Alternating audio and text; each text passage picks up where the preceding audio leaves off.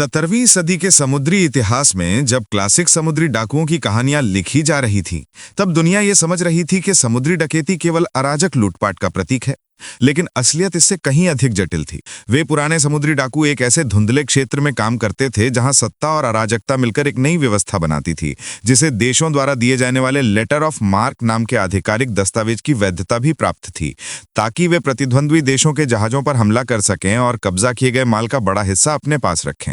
इतिहास ने 1856 में सरकारी संरक्षित लूट को प्रतिबंधित किया, लेकिन आधुनिक समय में यह पुराना मॉडल एक नए रूप में वापस आया है, जहां तलवार और तोप की जगह सूट बूट, कूटनीति और निजी निवेश ने ले ली है, और जिसमें जैरेड कुशनर जैसे प्रभावशाली लोग एक नए दौर की कॉर्पोरेट प्राइवेटियरिंग के केंद्र में खड़े दिखाई देते हैं। आलोचकों के अनुसार जैसे पुराने जमाने के समुद्री डाकू किसी एक राष्ट्र के झंडे के सहारे समुद्रों में धमक जमा लेते थे, वैसे ही आज बड़ी शक्तियों के कुछ प्रभावशाली व्यक्ति कूटनीति, विकास, स्थिरता और शांति जैसे शब्दों के सहारे उन क्षेत्रों में सक्रिय भूमिका निभा रहे हैं जहां दशकों से संघर्ष जारी है। ट्रंप प्रशासन के दौरान कुशनर ने डील ऑफ द सेंचुरी की निगरानी की, फिर अब्राहम अकॉर्ड्स को आगे बढ़ाया, और यह सब उस समय हुआ जब क्षेत्र के इतिहास, राजनीति और जनसंघर्ष की जटिलताओं को समझने के लिए गहरी पकड़ की आवश्यकता थी। आलोचनाएं कहती हैं कि कुशनर ने स्वयं स्वीकार किया कि उन्होंने कुछ वर्षों में क्षेत्र पर 25 किताबें पढ़ी, और वो अनुभव उन्हें इस जटिल संघर्ष को समझने का पर्याप्त आधार दे देता है। लेकिन इस दृष्टिकोण को कई विशेषज्ञ सतही मानते हैं,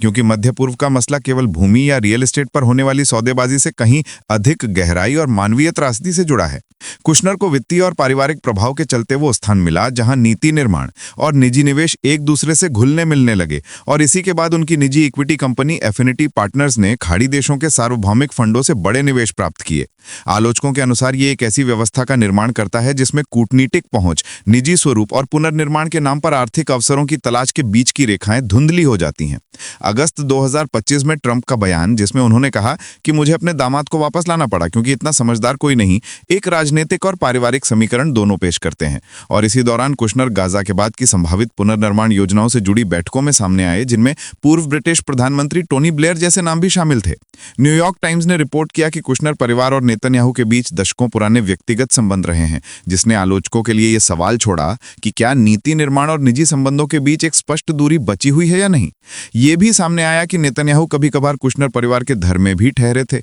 और ये संबंध आधुनिक हिसाब किताब और कूटनीति के संदर्भ में एक नए सवालों का सेट खोलते हैं। जब गाजा के लिए एक न्यू वाटरफ्रंट जैसी योजना सामने आई, जिसमें पुनर्निर्माण, आवास और आर्थिक परियोजनाओं की बात कही गई, तो अनेक फिलिस्तीनी और अंतर्राष्ट्रीय विश्लेषकों ने इसे अर्थव्यवस्था के माध्यम से शांति की उस पुरानी अवधारणा से जोड़ा जिसे अक्सर प्रशासनिक नियंत्रण कायम रखने की रणनीति के तौर पर देखा जाता है। हारेत्स अखबार के जोशुआ लाइफर ने टिप्पणी की कि ये आर्थिक शांति वास्तव में उस विचार का विस्तार है जिसमें संघर्ष के मूल सवालों, सत्ता, अधिकार, आत्मनिर्णय और कब्जे को नजरअंदाज कर दिया जाता है। अक्टूबर 2025 के दौरान जब एक और युद्ध विराम का वातावरण बताया जा रहा था, दूसरी ओर गाजा में मानवीय स्थिति अत्यंत कठिन बनी हुई थी। व्यापक विनाश, अस्पतालों का ढहना, पानी बिजली का अभाव और बड़ी संख्या में विस्थापित लोग जो सीमित संसाधनों के सहारे जीवन बचाने की कोशिश कर रहे थे। रिपोर्टों के अनुसार भले ही बड़े पैमाने की बमबारी में कमी आई थी, लेकिन नाकेबंदी, राहत सामग्री की कमी और बुनियादी सेवाओं पर बाधाएं एक नए तरह के धीमे दबाव को जन्म दे रही थीं। इस परिस्थिति को कई विशेषज्ञ आर्थिक युद्ध की एक नई शैली बताते हैं, जिसमें प्रत्यक्ष लड़ाई की जगह संसाधनों और आवश्यकताओं की सीमित उपलब्धता के माध्यम से क्षेत्र को निरंतर दबाव में रखा जाता है। इस दौरान नेतन्याहू ने लेबनान मॉडल जैसा एक तरीका अपनाया, जिसमें क्षेत्र के करीब 58% हिस्से को प्रत्यक्ष या अप्रत्यक्ष नियंत्रण में रखकर दूर से निगरानी की जाती है और आंतरिक हस्तक्षेप को न्यूनतम रखते हुए एक स्थायी दबाव बनाए रखा जाता है। अंतर्राष्ट्रीय स्तर पर यह दिखाया गया कि वो युद्ध विराम का सम्मान कर रहे हैं, लेकिन व्यावहारिक स्तर पर विभिन्न प्रकार के सैन्य कदम और प्रतिबंध जारी रहे। हाल के हमले, जिन्हें कई विश्लेषकों ने संगठित आकस्मिकता जैसा बताया, ये दिखाते हैं कि युद्ध विराम एक स्थायी समाधान नहीं, बल्कि एक तात्कालिक विराम था जिसके पीछे गहरी रणनीतिक योजनाएं छिपी हुई थीं। हमलों के दौरान बड़ी संख्या में नागरिकों के मारे जाने की खबरें सामने आईं, जिनमें बच्चे और महिलाएं भी शामिल थीं, और ये स्थितियां अंतर्राष्ट्रीय संगठनों की चिंता का कारण बनी। साथ ही इस अवधि में हमास पर ऐसे आरोप लगाए गए कि वो कुछ मामलों में सहयोग नहीं कर रहा, जबकि मिस्र और रेड क्रॉस की टीमें मलबे में खोज कार्य कर रही थी। अमेरिकी नेतृत्व, विशेषकर ट्रंप ने सार्वजनिक बयान देकर स्थिति पर दबाव बढ़ाया, जिससे नेतन्याहू को राजनीतिक सुरक्षा का एक और स्तर मिल गया। जबकि समझौते में निर्धारित कुछ शर्तें, जैसे तुर्की और मिस्र की विशेषज्ञ टीमों का शामिल होना, व्यावहारिक रूप से लागू नहीं हुई, जिससे ये संकेत मिला कि मानवीय उद्देश्यों की पूर्ति को सीमित रखा जा रहा है। दूसरी ओर इजरायल में आंतरिक राजनीति ऐसी स्थिति में पहुंच चुकी है जहां व्यापक जनता एक साझा राष्ट्रीय सहमति के साथ सरकार के फैसलों का समर्थन करती हुई दिखाई देती है और फिलिस्तीनियों की मौतों पर असहमति की आवाजें अपेक्षाकृत छोटे अकादमिक और सांस्कृतिक समूहों तक सीमित हैं, जिससे नेतन्याहू के लिए निर्णय लेना और आसान हो जाता है। ट्रंप समर्थित युद्ध विराम को नेतन्याहू ने एक प्रशासनिक राहत के रूप में इस्तेमाल किया, जिसमें उन्होंने अपने राजनीतिक भविष्य को संवारने, आगामी चुनाव की तैयारी करने और बाहरी दबाव कम करने का समय पाया, जबकि गाजा की वास्तविक स्थिति में कोई मौलिक राहत नहीं आई। इस पूरी स्थिति में एक बड़ा सवाल बार बार ये उठता है कि क्या पुनर्निर्माण के नाम पर क्षेत्र के संसाधनों और भूमि संरचनाओं पर आर्थिक और राजनीतिक प्रभाव बढ़ाने की कोशिश हो रही है।